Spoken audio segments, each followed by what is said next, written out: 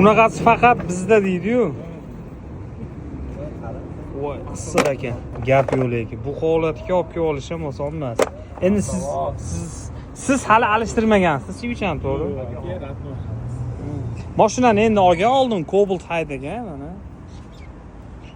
Endi o'zidan bitta eshitib qo'yaman, Cobalt Gentra'dan yaxshi mashina deyapsiz. Xudo, mana haydab ko'rgan. Endi kimgadir Cobalt yoqadi, kimgadir Gentra, lekin Cobalt ham haydagan, Gentra ham haydagan.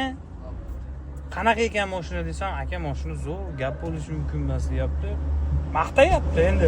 O'zida borligi uchun maqtayaptimi yo komfortlari, hadovoylari yoqqani uchun maqtayaptimi bilmadim, lekin men ham haydab ko'rganimda menga ham yoqqan bu mashina.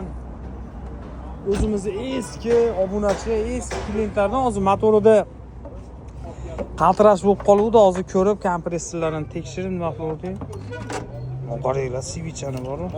Kanser zabraka borasizmi mashinalar? Ha.